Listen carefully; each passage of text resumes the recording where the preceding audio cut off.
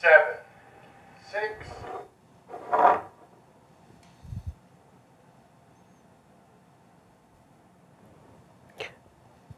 Good evening and welcome to Nashua Community Roundtable. My name is David Lyle. I'll be your host this evening. Tonight we are here with Steve Marchand, candidate for governor. Steve, welcome back to the show. It's great to have you here. Same here. Thank you very much. And last time you were on the show, you mentioned that one of your two big goals for New Hampshire is to make it the best place to start and raise a family, the best place to start and grow a business. When it comes to starting and raising a family, to me that tells me that the big core things that need to be done are we need to improve our education system, we need to improve our housing market, we need to do what we can so that everyone who comes to this state, whether they born here or they moved here, have a chance to have a life. What would you say are going to be what would you say would be key to making that happen, that we can progress this state forward? Well, over many years of talking to a lot of smart people in the private sector in particular, used to direct corporate relations for UNH. They kept coming up with 4 big things that drove getting young talent here and keeping it here.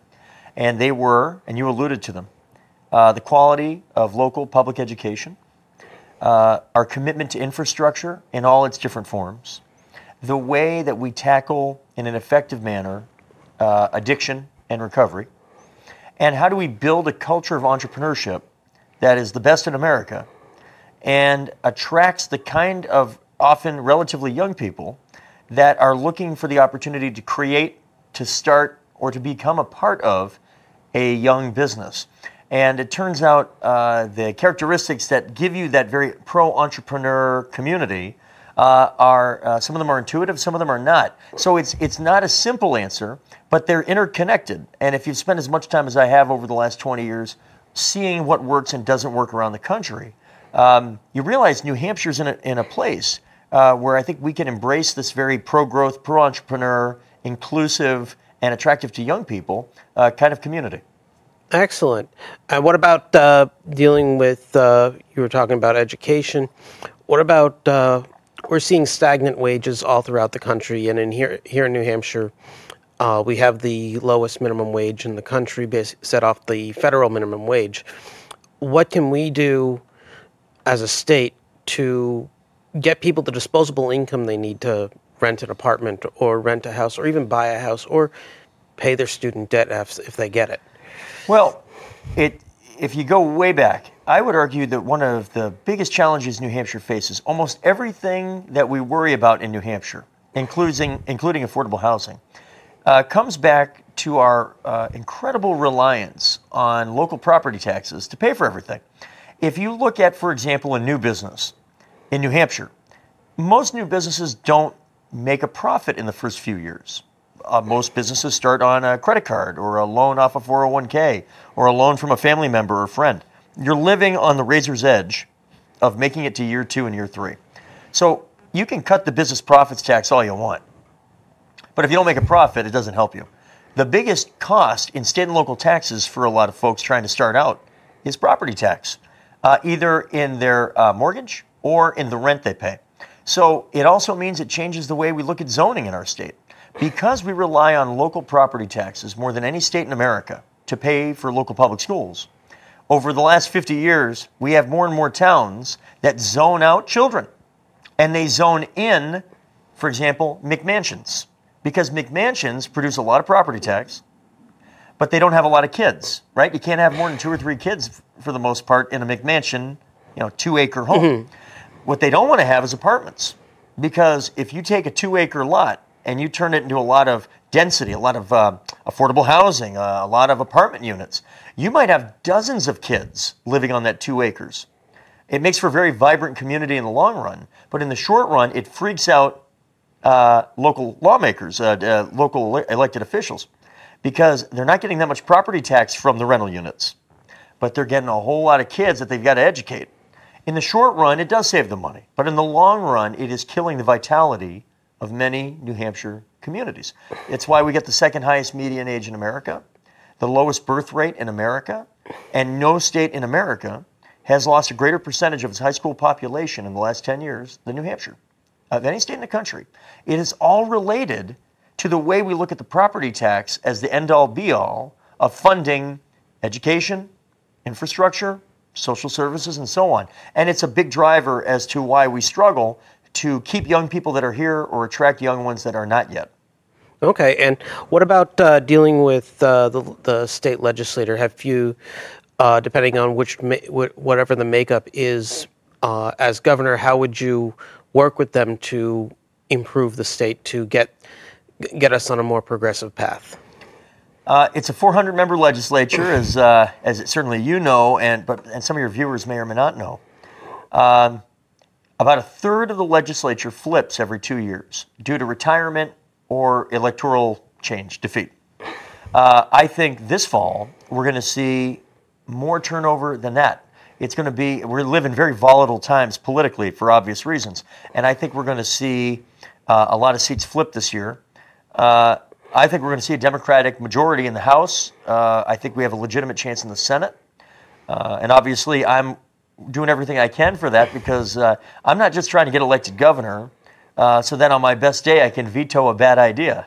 I'm running for governor to push positive ideas, generationally important ideas. And I need a team in order to see them into fruition. So I look at it, I think Democrats can get 220, 225 seats in the legislature. I think we can get 13 or 14 seats in the state Senate. And I've got a wide platform of specific policies that I think are attractive, can get some Republican support. But I make no bones about it. One of my missions is to have legitimate majorities so that we can get big ideas done in 2019. And what are some of those big ideas that you may not have mentioned? Sure. Well, we talk about education.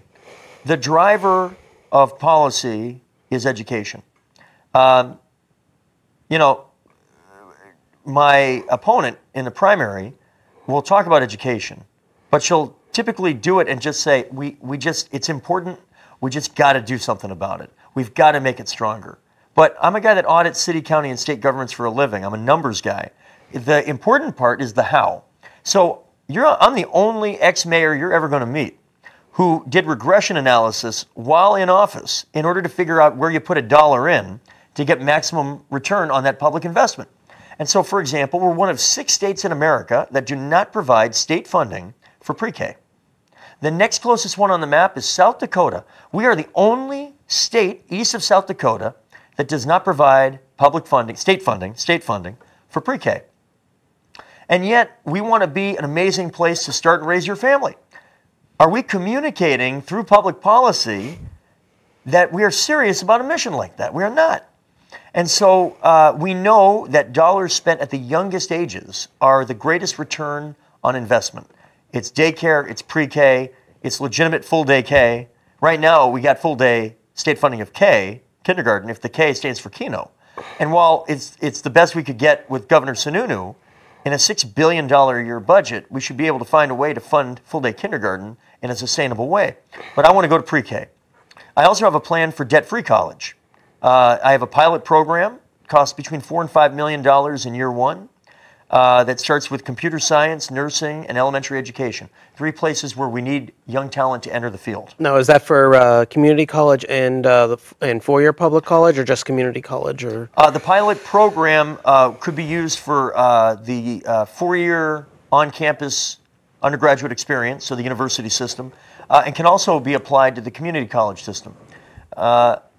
The pilot program is meant to show that it can be done in a sustainable way, and it basically says this. We know in the private sector, we've got employers that are begging for talent. All that demographics I said earlier, you know, second highest median age, lowest birth rate, all that. You add that to a 2.6% unemployment rate, and that's a real problem. Businesses simply cannot find people, particularly under the age of 45, to take jobs. And it is slowing down entrepreneurship. It is slowing down the movement of business into New Hampshire. It's slowing down growth. And so they are spending 75 to 100 grand easily in lost productivity, bonuses, moving bonuses, such things, to attract talent from out of state to move to New Hampshire. So when I tell them, let me make a deal with you, I'll create a new challenge grant of about $4 million a year. That will pay for half of the cost of between 300 and 400 in-state tuitions in year one. If you match the other half of it, then what happens is we can provide in selected majors in the pilot program free in-state tuition, community college, four-year college. And we turn the four-year degree program into a co-op, 5-year, like Northeastern has down in Boston. And now you do a pair of co-ops. That's why you add an extra year to 5 years. You have to work for one of the participating businesses that are part of contributing to the challenge part of the match. If you do a good job, keep your grades up, keep your nose clean, we renew it for year 2, 3, 4, and 5. At the end of it, if you are hired by one of the businesses that was a participant and you stay in it for 3 or more years, no debt. It is forgiven. If you leave early or if you move to another state to take a job, I can't stop you. You want to go to California? You go to California. But then you're on the hook for the tuition. It's a good deal. Seems reasonable. Very reasonable. The business loves it because they're trying to develop talent at the youngest age possible. It's a heck of a lot cheaper for them to do it that way than it is to pay for established talent, maybe in their later 20s and 30s, because they're spending all the money on the moving costs, the bonuses, the lost productivity of a vacant position. We solve that. It also helps us with the debt crisis. We have the highest average student debt of any state in America. And then it also, and this is important, it communicates at the youngest age possible to young people in New Hampshire. I want them to know where the future of the economy is going. And so at an early age, I want them to begin building a relationship with businesses in New Hampshire to understand where the jobs of the future are. Because I believe that part of the definition of happiness is if you can do something you're good at and that you love and pay your utility bill at the same time, you are well on your way to a life well lived. It's not that alone, but that's an important part of it. And this program can help really connect with younger people to let them identify how they can take their passion and their skills and match it up with economic success. Okay. I just want to let our viewers know that if you are viewing us live on YouTube, you can go into the chat window, let us know, give us just your name, first letter of your last name, what city you're in, and a brief question. If I get it, might be put on air. So again, we're live on YouTube with Steve Marchand. And Steve, let's talk about infrastructure. We see more and more plug-in vehicles getting onto the road. Yet, throughout the state, if you look at places where you'd think you'd find a station to plug your plug-in vehicle, for instance, here in Nashua, there's one at the Elm Street garage, but there's not much else. Maybe hotels, you might, like the Marriott, you might find one. Right. But what can we do, or what would you do to help promote modernization of our infrastructure? Well, when I mentioned infrastructure a few minutes ago, it's a broad range. And that includes everything from bridges and roads to water. That is becoming truly as important to a community as the quality of your schools and the quality of your public safety. To have potable, reliable water in your area is to have leverage in the 21st century. And that has moved up in my travel over the last year and a half as a top-tier issue. That's infrastructure. It's also reliable cell phone and internet, particularly in western and northern New Hampshire, where entrepreneurs don't need a lot of money to start, but they do need the ability to have reliable cell phone and internet coverage. And that's a priority. But the single most powerful infrastructure improvement